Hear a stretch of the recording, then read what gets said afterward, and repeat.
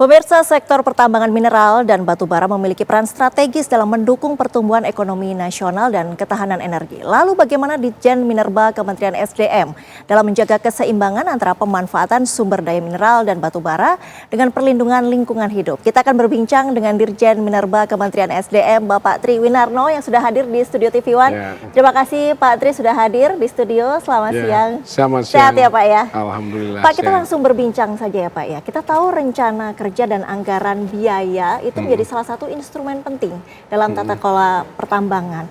Seberapa besar peranannya untuk memastikan bahwa kegiatan pertambangan ini berjalan sesuai aturan, tertib dan juga terukur?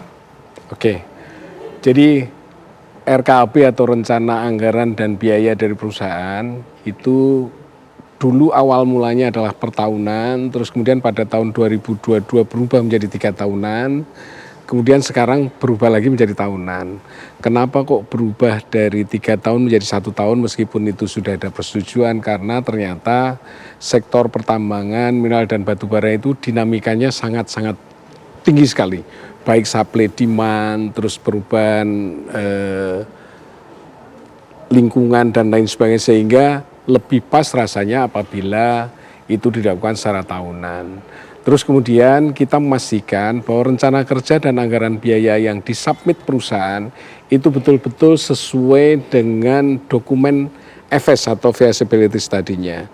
Terus kemudian sesuai juga dengan dokumen AMDAL-nya atau dokumen lingkungan yang telah disetujui. Terus kemudian sesuai juga dengan tata guna lahan, dalam hal ini misalnya dia di hutan, IPPKH-nya seperti apa.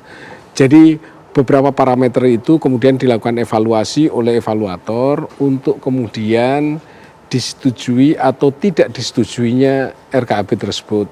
Ini terkait juga karena pengelolaan sumber daya alam ini kan adanya hanya di situ dengan jumlah terbatas, dan kejadian atau terjadinya sumber daya alam itu memerlukan waktu yang panjang, sehingga pengelolaannya betul-betul harus memperhatikan, harus menguntungkan, dan dari daya dukung lingkungan juga harus sesuai. Berdasarkan evaluasi itu kemudian produksi yang disetujui seperti apa dan lain sebagainya, dan dipastikan bahwa perusahaan dan juga negara mempunyai manfaat terhadap pengelolaan sumber daya alam tersebut. Jadi komprehensif sekali. Ya, memang seperti itu, harus sesuai dengan dokumen FS yang seperti saya sampaikan tadi, dokumen AMDAL, tata ruang dan lain sebagainya mesti sesuai, dan itu tingkat produksi juga harus sesuai. Karena apabila tingkat produksi itu tidak sesuai, maka otomatis AMDAL-nya juga harus dilakukan revisi. Pak Tri, kita kan tahu pemerintah juga mengharuskan badan usaha ini untuk menyetorkan jaminan reklamasi dan jaminan pasca tambang.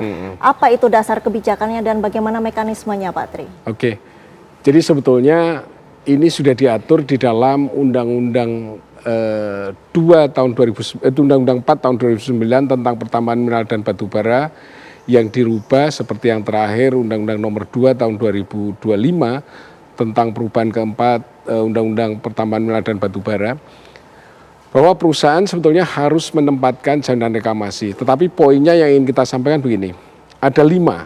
Yang pertama, perusahaan wajib melakukan reklamasi. Yang kedua, perusahaan wajib menempatkan jaminan reklamasi. Yang ketiga, jaminan reklamasi tidak menggugurkan perusahaan untuk melakukan reklamasi. Yang keempat, apabila perusahaan tidak melakukan reklamasi, maka pemerintah dapat menggunakan jaminan reklamasi itu dengan menunjuk pihak ketiga untuk mereka melakukan reklamasi. Yang kelima, apabila kurang, maka perusahaan harus menutupi kekurangan itu terhadap jaminan reklamasi yang sudah ditempatkan. Ternyata kurang, nantinya pada saat pelaksanaan oleh pihak ketiga, ya perusahaan harus bertanggung jawab juga. Nah, itu sudah diatur betul di dalam regulasi kita, dan mulai tahun 2025 ini kita mewajibkan perusahaan apabila dia melakukan submit untuk approval RKAP, jaminan reklamasi yang pasca tambang mesti sudah ditempatkan. Dampaknya memang bagus, artinya perusahaan sudah mulai aware terhadap itu, dan mudah-mudahan pertambangan di Indonesia tidak juga seperti di negara-negara yang kurang maju, tapi kita menuju ke pertambangan yang betul-betul seperti pertambangan di negara-negara maju. Tapi bagaimana memastikan badan usaha itu tidak nakal dalam tanda kutip untuk tetap melakukan kesepakatan terkait jaminan reklamasi dan juga jaminan pasca tambang itu, Pak Tri? Oke, sebetulnya kita mengenakan juga sanksi baik administrasi sampai akhirnya ke pidana yang maksimal 5 tahun dan denda maksimal 100 miliar.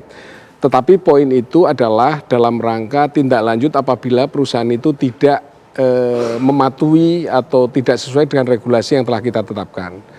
Tapi poinnya yang pertama dia sudah menempatkan jaminan reklamasi, terus kemudian dia juga melakukan reklamasi, kemudian apabila reklamasi itu dinilai sudah melakukan keberhasilan, sudah dilakukan penilaian oleh kita atau pihak ketiga, terus kemudian kita nilai itu berhasil, ya dia bisa mencairkan jaminan reklamasi tersebut. Jadi sudah kita kunci beberapa lubang-lubang, artinya kalau misalnya itu in case nanti perusahaan tidak patuh begitu. Tapi yang perlu kita sampaikan juga bahwa capaian tahun 2025 ini cukup luar biasa saya rasa. Dari jaminan reklamasi dan pasca tambang yang ditempatkan dulunya hanya sekitar mungkin 17-20 triliun, sekarang mencapai 35 triliun. Itu suatu angka yang cukup signifikan lah untuk menjaga lingkungan kita agar juga lingkungan kita masih memiliki manfaat bagi generasi berikutnya. Tapi yang juga menjadi sorotan ya Pak Tri, tentang aktivitas tanpa izin, aktivitas tambang tanpa izin ini kan masih menjadi tantangan ya Pak. Ya, bagaimana pembenahan dari Ditjen Minerba sendiri supaya tidak berulang? Oke, jadi ada beberapa poin terkait dengan penambangan tanpa izin ini. Yang pertama kita melakukan digitalisasi. Digitalisasi ini kita harapkan bahwa hanya perusahaan yang mempunyai perizinan dan RKAB yang bisa melakukan penjualan. Itu satu, dengan digitalisasi. Jadi semua yang saya sampaikan tadi termasuk RKAB, itu semua diinput dalam suatu sistem namanya Minerba One, yang nanti terintegrasi juga dengan Simbara, dengan Bea Cukai, dengan kementerian terkait dan lain sebagainya. Terus kemudian dia nginput berapa penjualannya dan lain sebagainya otomatis kepada perusahaan atau dia yang mempunyai izin dan juga mempunyai RKAB, persesuaian RKAB. Nah, kita sudah menutup celah itu bagi perusahaan yang tidak berizin atau tidak mempunyai RKAB, otomatis dia tidak bisa melakukan penjualan. Itu yang pertama, melakukan digitalisasi. Kemudian poin kedua adalah formalisasi. Nah, apabila perusahaan itu atau penambang tanpa izin itu adalah masyarakat setempat yang kemudian diakomodir oleh gubernur atau bupati, dapat meminta persetujuan atau memohon kepada Menteri SDM untuk ditetapkan sebagai WPR atau wilayah pertambangan rakyat. Terus kemudian bisa dikelola oleh perorangan ataupun koperasi. Itu konteks nantinya di dalam IPR. Nah terakhir yang poin ketiga, apabila memang itu dilakukan sudah tidak bisa lagi, ya otomatis penegakan hukum.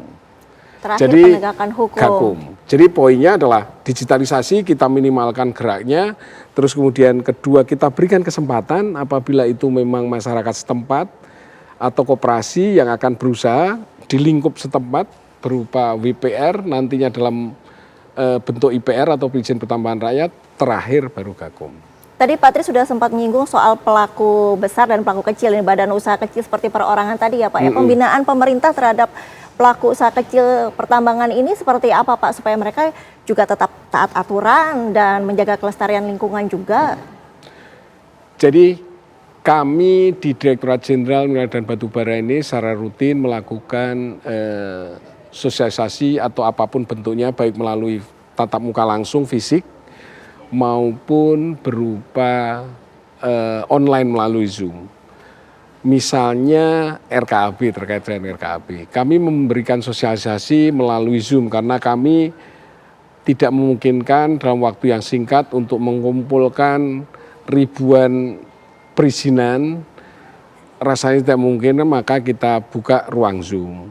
Terus kemudian di dalam website kami minerba.go.id itu kita tampilkan juga bagaimana prosedur untuk RKAB misalnya atau apapun terkait dengan regulasi.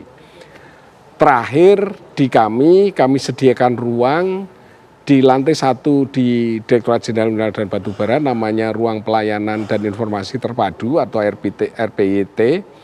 Itu setiap hari kami melayani apabila ada masyarakat yang punya keluhan terhadap pelayanan di Direktorat Jenderal Mineral dan Batubara.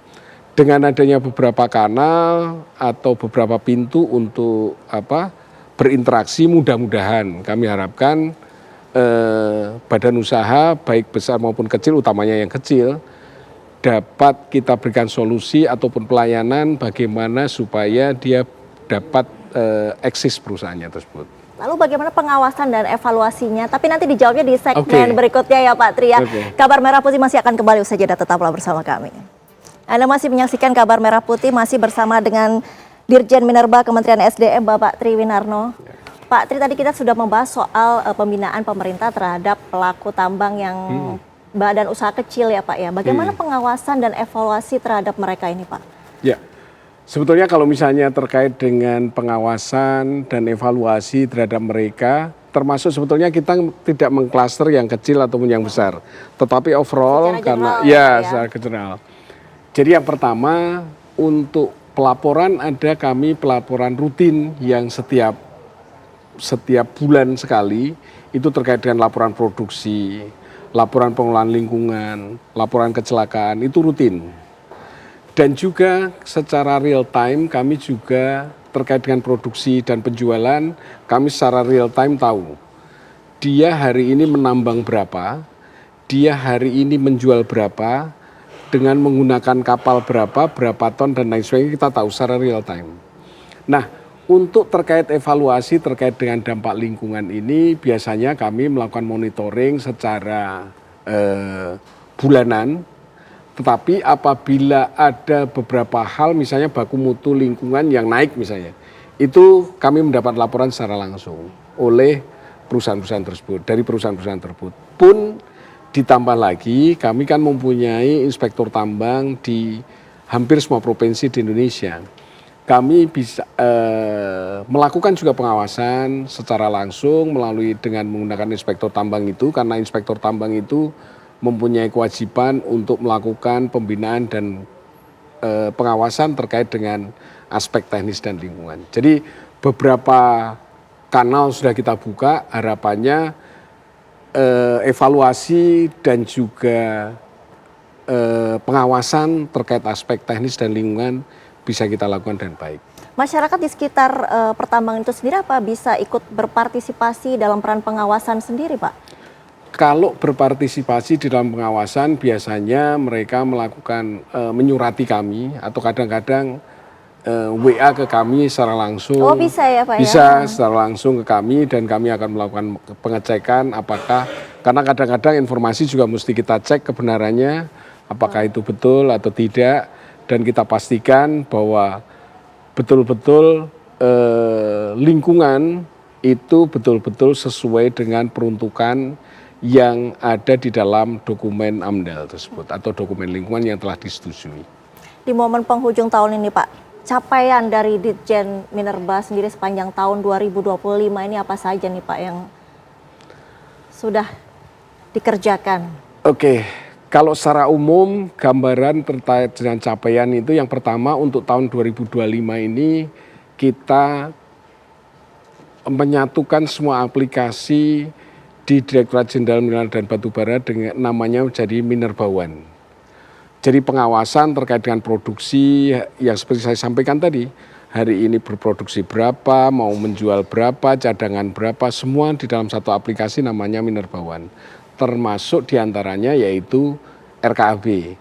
RKAB secara online kita buat secara online di dalam Minerba One itu supaya juga tidak ada interaksi yang secara langsung itu kita minimalisasi, kemudian kita menggunakan aplikasi, itu yang pertama. Jadi aplikasi Minerba One tahun 2025 ini dapat kita selesaikan. Meskipun ya namanya aplikasi baru ya, masih ada 1-2 hal yang kadang-kadang ada sedikit hambatan, ya ada kendala ya anu lah. Tetapi kita harus mulai memang untuk itu.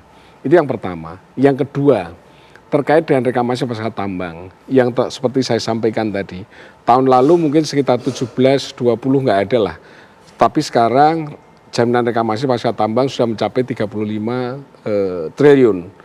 Itu masih ditambah lagi, sekarang ini ada yang mengajukan ke kami itu ada sekitar 1.592 persetujuan dokumen reklamasi dan pasca tambang. Nantinya otomatis setelah persetujuan itu disetujui, diproses, maka mereka pasti akan menempatkan jaminan reklamasi dan jaminan pasca tambangnya. Otomatis itu capaian yang anu. Kemudian yang berikutnya itu penerimaan negara penerimaan negara bukan pajak di sektor mineral dan batu bara. Dengan kondisi harga batu bara yang lesu, terus kemudian beberapa komoditas seperti nikel harganya juga ya nggak bergerak dari 14-15 ribu per ton dan lain sebagainya. Pada akhirnya kita pada saat ini mencapai pada tanggal 15 Desember kemarin, kita sudah achieve untuk penerimaan negara bukan pajak di sektor SDM sudah mencapai 124 triliun lebih. Jadi sudah mencapai 100% lah. Mungkin kalau misalnya di penghujung tahun nantinya kita harapkan capaian bisa mencapai 105-110% dari target yang ditetapkan. Itu beberapa hal yang capaian yang Direktorat Jenderal Mineral dan Batubara telah capai selama tahun 2025 ini. Sudah melebihi target, melampaui target ya Pak ya? Ya? Secara produksi batubara kita turun. Tahun kemarin sekitar 836, mungkin diproyeksikan tahun 2025 ini sekitar 790 lah. Nggak nyampe. Jadi secara volume turun, secara harga juga turun.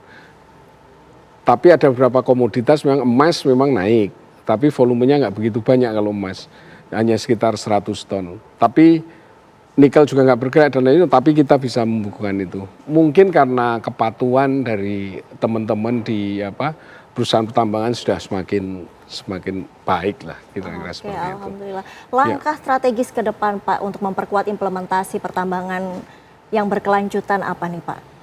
Untuk ke depan kami memang di Direktorat Jenderal Mineral dan Batubara ini ada juga program yang berbeda dengan CSR, namanya PPM atau Program Pemberdayaan Masyarakat. Program pemberdayaan masyarakat ini diharapkan dapat memberikan dampak nyata kepada masyarakat di sekitar lingkar tambang. Itu yang pertama untuk ini. Kemudian yang kedua dari beberapa penghargaan baik di lingkungan misalnya. Di lingkungan itu kan ada proper ya. Proper itu menilai perusahaan patuh atau tidak atau dia sudah beyond melakukan sesuatu untuk lingkungan. Termasuk diantaranya poin plusnya adalah apabila dia mendapat emas, itu apabila dia berpartisipasi juga di dalam mengembangkan ekonomi lokal masyarakat setempat. Jadi harapannya tambang selesai, tetapi ekonomi masyarakat setempat masih bisa berjalan dengan baik. Demikian. Terakhir nih Pak, pesan untuk para pelaku usaha nih untuk apa pentingnya untuk mentaati aturan pertambangan supaya demi keberlanjutan dari sumber daya lingkungan sendiri Pak? Oke, jadi sekarang ini kesadaran terhadap lingkungan di industri pertambangan ini sudah mulai naik dengan adanya beberapa ESG ya, Environment Governance ES sosial, itu masyarakat sudah mulai aware dan kami harapkan juga pelaku usaha di dunia pertambangan ini juga sudah mulai aware bahwa industri pertambangan ini adalah industri yang non-renewable resources. Jadi betul-betul harapannya apabila dilakukan penambangan pada satu tempat oleh badan usaha atau oleh teman-teman perusahaan, maka diharapkan nantinya setelah usaha tersebut selesai masih memberikan manfaat ekonomi bagi masyarakat setempat. Dan betul-betul ini harapan kami untuk reklamasi dan pasca tambang tolong betul-betul ditaati. Kemudian juga regulasi-regulasi yang lain termasuk di sektor kehutanan itu harus kita taati dan juga tata ruang. Demikian. Baik, terima kasih Pak Triwinarno, Dirjen Minerba Kementerian SDM atas Terima waktunya. kasih. Sukses dan sehat selalu Pak. Siap, terima kasih.